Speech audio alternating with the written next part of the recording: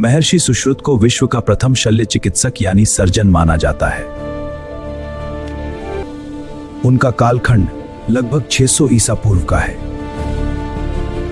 वे ऋषि विश्वामित्र के वंशज थे और उन्होंने काशी के राजा दिवोदास धन्वंतरी के आश्रम में चिकित्सा शिक्षा प्राप्त। गुरु देखो, शल्य चिकित्सा क्रिया है। हाँ गुरुजी, अच्छे से समझ लो।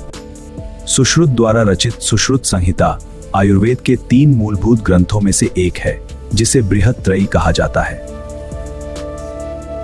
इस ग्रंथ में शल्य चिकित्सा यानी सर्जरी का विस्तृत विवरण मिलता है, जिसके कारण उन्हें प्लास्टिक सर्जरी का जनक भी कहा जाता है। सुश्रुत संहिता में कुल 186 अध्याय हैं। इसमें 1120 रोगों, 700 औषधीय पौधों और खनिज स्रोतों से बनी 64 तैयारियों का वर्णन है। महर्षि सुश्रुत ने शरीर रचना विज्ञान यानी एनाटॉमी पर विशेष बल दिया था। उनका मानना था कि एक कुशल शल्य चिकित्सक बनने के लिए शरीर की आंतरिक संरचना का प्रयोगात्मक ज्ञान अनिवार्य है। यह मांसपेशियों को गति देती है। अच्छे से समझो, उस काल में शव विच्छेदन यानी डिसेक्शन के लिए वे मृत शरीर को घास में लपेटकर बहते जल में रखते थे और धीरे धीरे सड़ने वाली परतों को हटाकर आंतरिक अंगों का अध्ययन करते थे। शल्य क्रिया के क्षेत्र में सुश्रुत का सबसे महत्वपूर्ण योगदान राइनोप्लास्टी यानी नाक की प्लास्टिक सर्जरी है। प्राचीन समय में दंड स्वरूप नाक काट दी जाती थी।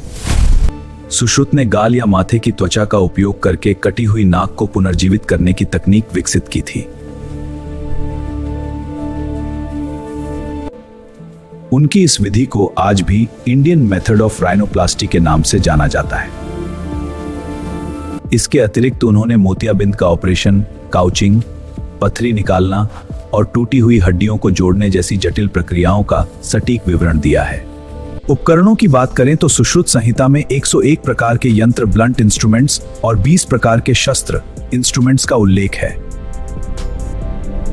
ये उपकरण आज के आधुनिक सर्जिकल टूल्स जैसे ही थे, जिनमें चिमटियां, सुइयां और विच्छेदन के लिए विशेष चाकू शामिल थे। वे इन उपकरणों को साफ रखने के लिए आग में तपाने की सलाह देते थे, जो आधुनिक स्टरलाइजेशन का प्रारंभिक रूप था। सर्जरी के दौरान दर्द प्रबंधन के लिए उन्होंने मदिरा और अन्य नशीले पदार्थों के उपयोग का सुझाव दिया। मॉनिटर किया गया एनेस्थीसिया अब सुरक्षित और प्रभावी है। सुश्रुत ने टांके लगाने के लिए रेशम के धागे, घोड़े के बाल और चींटियों के सिरों का भी उपयोग किया था।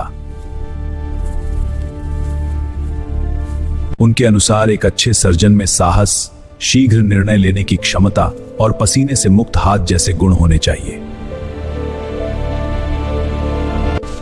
महर्षि सुश्रुत का ज्ञान केवल सर्जरी तक सीमित नहीं था। उन्होंने बाल रोग, मानसिक रोग और विश्व विज्ञान टॉक्टिजी पर भी विस्तार से लिखा है।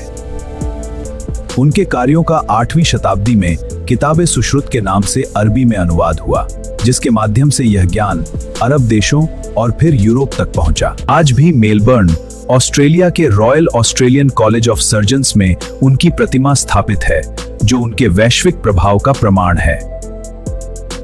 अगर आपको महर्षि सुश्रुत की यह अद्भुत और ज्ञानवर्धक जानकारी पसंद आई हो, तो वीडियो को लाइक करें, चैनल को सब्सक्राइब करें और बेल आइकन दबाना न भूलें।